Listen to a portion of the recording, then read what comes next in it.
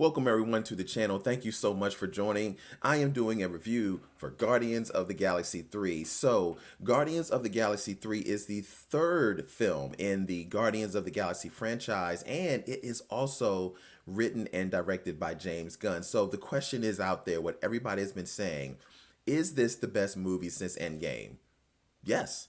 Yes, it is. It is definitely the best movie since Endgame. However, is this movie better than Endgame? No, not even close. Endgame is on like a whole nother level, but this definitely is the best movie since Endgame. Let's just go ahead and get started with the visuals. I mean, this movie is just so visually stunning. I mean, it really is. Everything from the way the characters look, the colors, the universe. I mean, this has got James Gunn's stamp on it from beginning to end, and it just looks fantastic. And I can tell you this, when Marvel really wants to put their money into their product, they really do, because we've seen Marvel not quite use the money in certain things such as She-Hulk, but when they put it into this, it really does look good. So what about the action? I think the action is great. I mean, the action is really great, and I'm not gonna lie, there's a journey with this. So it's not like they just have action to have action. They're having action as they're going through the journey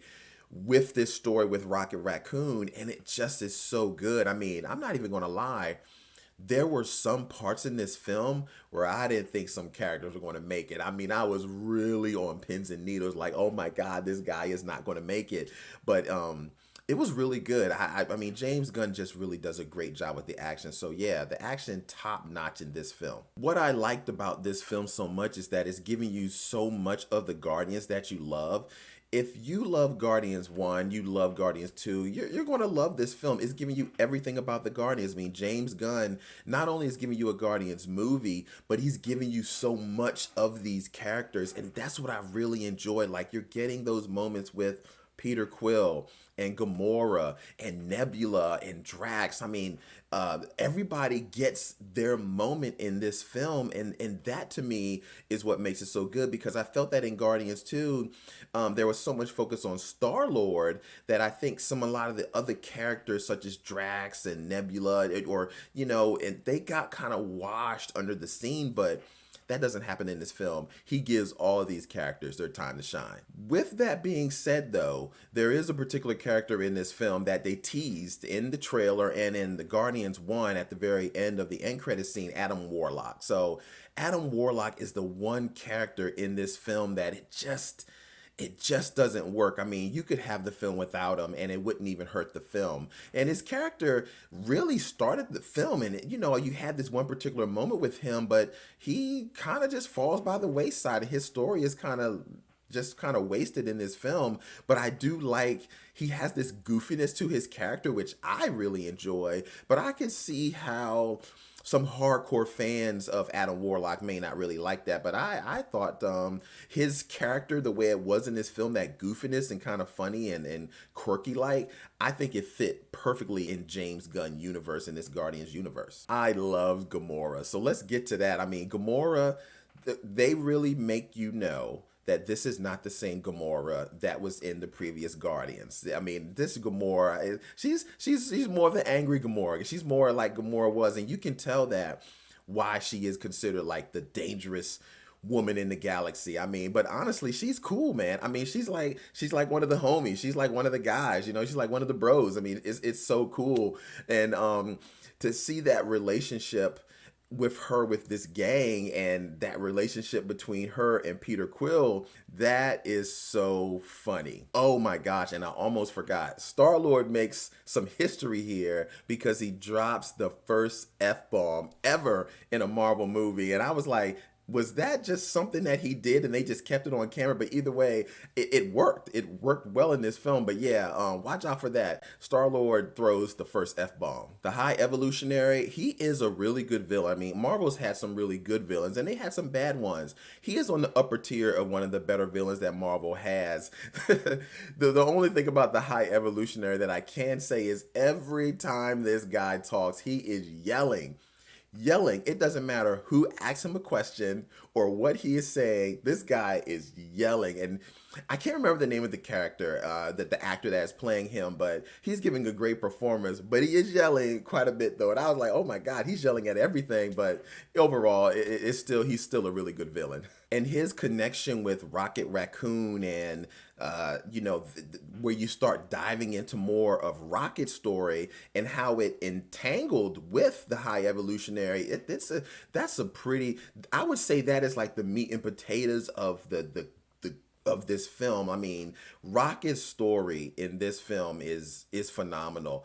All the stuff that we didn't get, and all that times he really didn't want to talk about it, you understand why he is the way he is in this film. And I'm not gonna lie, if I would have ever thought that I would be crying or emotional or have sweat on my eyes over a CGI raccoon and some animals, I would have never thought. But James Gunn just such a good job directing all of this with the writing and the material.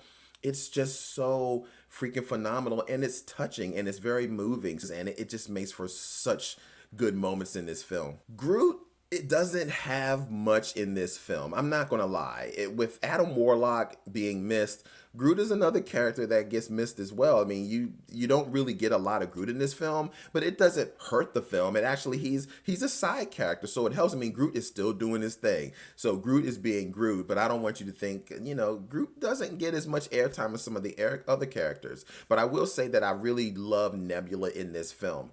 You can see so much growth from her from the very first time we saw her in the Guardians movie and through all of the Marvel movies and to Guardians 3.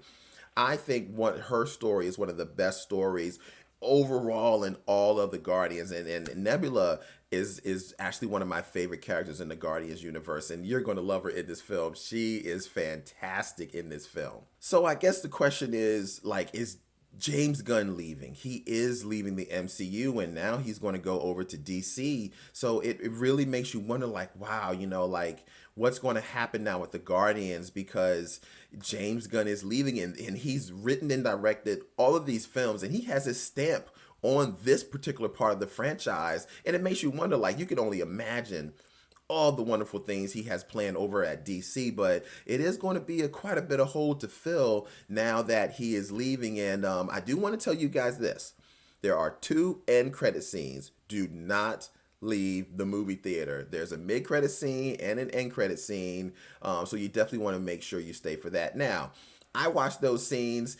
I will say at least for me, they were the most underwhelming mid-credit and end-credit scenes that I've seen out of all the Marvel, but I do think it's necessary, because sometimes we get so focused on the end-credit scenes that is what makes the movie. No, the movie is the movie, and it just so happens we have this mid-credit and end-credit scene. So I don't want you to get too focused on that. Enjoy this movie, because it's just that damn good. Overall, I mean, this is a really solid movie. I mean, if I had to give this movie a grade, I would give it an A. I mean, give it an A. It's not an A+. It's not a perfect film, but it's a good film. It's a really good, solid film. And there is no part of this movie where I felt like, okay, when are we going to get to the next scene? Because it really takes you on a journey, and every moment in this film, you're there. You're in it. You're going through every moment. I mean, so everything from the beginning of this film to the end, and the way that this ends, the trilogy of this Guardians of the Galaxy franchise, I think he landed the plane very well. I mean, he did a great job. So yeah, this movie gets an A. There you go. So thank you guys so much for watching this review of the Guardians of the Galaxy Volume 3 with me. What did you think about this film? Do you think it's good? Do you think it's an A? Do you think it's an F? Where did it land? Do you think it is one of the best films since Endgame? Do you think it is as good as Endgame? Whatever it is, let me know in the comments below. Thank you guys so much for watching, and I'll be back here with another review. Bye.